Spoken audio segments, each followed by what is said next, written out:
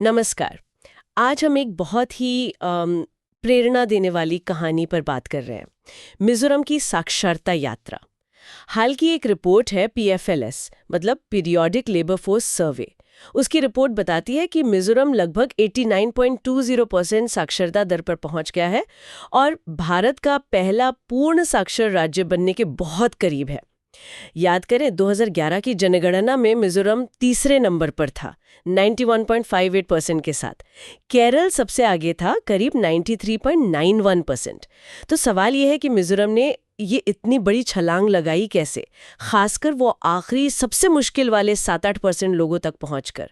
चलिए इसे समझते हैं आज। जी, ये उपलब्धि वाकई बहुत महत्वपूर्ण है। शिक्षा किसी भी समाज की तरक्की की नींव होती है ना? और मिजोरम की ये सफलता दिखाती है कि जो राष्ट्रीय साक्षरता मिशन था 1988 का, उसके बाद जो कोशिशें थोड़ी धीमी पड़ गई थी, उनको कैसे नई जान फूंकी जा सकती है। उन्होंने सिर्फ रुके हुए काम का वो जो उल्लास कार्यक्रम है ना, understanding life long learning for all in society, उसके तहत फिर से शुरू ही नहीं किया, बल्कि उसे सचमुच एक जन आंदोलन बना दिया। हासिल की थी। तो मिजोरम के इस तरीके में क्या खास था?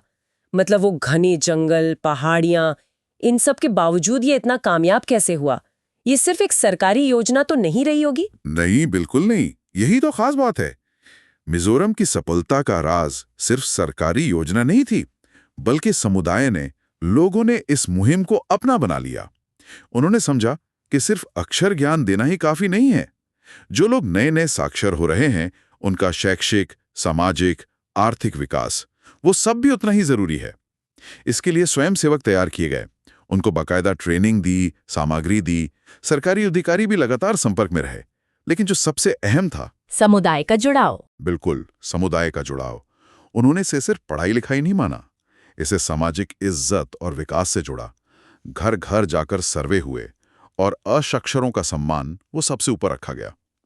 छोटे छोटे क्लस्टर बनाए, जिनमें स्थानीय नेता, टीचर, समाज के जो माने हुए लोग हैं, वो खुद असाक्षरों के घर जाते थे, उनसे पढ़ने के लिए कहते थे, आग्रह करते थे, और सब कुछ उनकी अपनी भाषा में, उनकी संस्कृति को ध्यान में रखकर।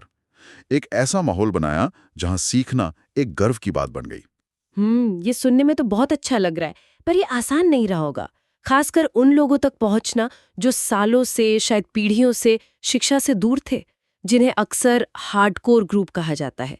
2011 के बाद जो लगभग 8% लोग बचे थे, शायद वही ये समूह था। आंकड़ा छोटा लगता है, पर शायद सबसे मुश्किल काम यही होता है। हाँ, बिल्कुल सही। ये वही हार्डकोर ग्रुप है, मतलब वो लोग जिन तक पहुंचना या जिन्हें पढ़ने के लिए मनाना सबसे मुश्किल होता है। केरल ने भी 90 के दशक में ऐसे ही करीब 9% लोगों को साक्षर बनाया था पूर्ण साक्षरता पाने के लिए। उसमें भारत ज्ञान विज्ञान समिति का बहुत बड़ा हाथ था उस जन आंदोलन में।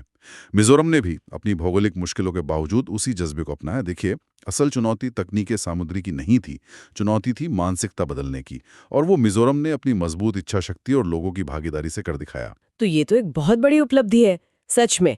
लेकिन अब आगे क्या? क्या इस स्तर को बनाए रखने में भी कुछ चुनौतियां हैं? हाँ, चुनौतियां तो हैं, जाहिर है। पहली चुनौती तो यही है कि जो लोग अभी साक्षर हुए हैं, कहीं वो अभ्यास छूटने पर फिर से निरक्षर न बन जाएं। इसके लिए लगातार शिक्षा के कार्यक्रम जरूरी हैं। दूसरी बात, प्राथमिक शिक्षा में 100% एनरोलमेंट बनाए रखना होगा और स्कूल छोड़ने वालों की संख्या वो 0 पर लानी होगी। और शायद सबसे अहम बात, इस साक्षरता को टिकाऊ बनाने के लिए, अर्थपूर्ण बनाने के लिए, इसे व्यावसायिक कौशल और रोजगार के मौकों से जोड़ना होगा, ताकि लोगों को लगे कि हाँ, पढ़ने लिखने से उनके जीवन में सच में कुछ बेहतर हो रहा है। सही बात है। तो कुल मिलाकर मिजोरम की कहानी से मुख्य सबक क्या मिलता है? मेरे ख्याल से तो यही कि जब सरकार और समुदाय दोनों मिलकर एक लक्ष्य के लिए ठान लें, तो कितना भी मुश्किल लगने वाला लक्ष्य हो, उसे हासिल किया जा सकता है। ये दिखाता है कि सच्ची भागीदारी क्या कमाल कर सकती है। बिल्कुल, ये कहानी दूसरे राज्यों के लिए एक बहुत शक्तिशाली प्रेरणा है। ये साबित करती है कि दृढ़ इच्छा शक्ति हो, सही रणनीति हो और सबसे बढ़कर लोगों का साथ हो, तो सामाजिक लक्ष्य पाए जा सकते हैं। और ये सिर्फ एक बार की उपलब्धि नहीं होनी चाहिए, ये एक निरंतर चलने वाली प्रक्रिया है। और ये हमें सोचने पर भी मजबूर करता है ना, कि मिजोरम का ये जो मॉडल है, जहां समुदाय और प्रशासन एक साथ मिलकर काम करते हैं, क्या इसे सिर्फ साक्षरता तक ही सीमित रखना चाहिए? क्या विकास के जो दूसरे लक्ष्य हैं, जैसे स्वास्थ्य है, सफाई है या स्किल डेवलपमेंट, क्या उनके लिए भी इस तरह की ज़मीनी भागीदारी, इस तरह का तालमेल बनाने की कोशिश नहीं की जा सकती? ये तालमेल बाकी जगहों पर कैसे बन सकता है, ये सोचने वाली बात है।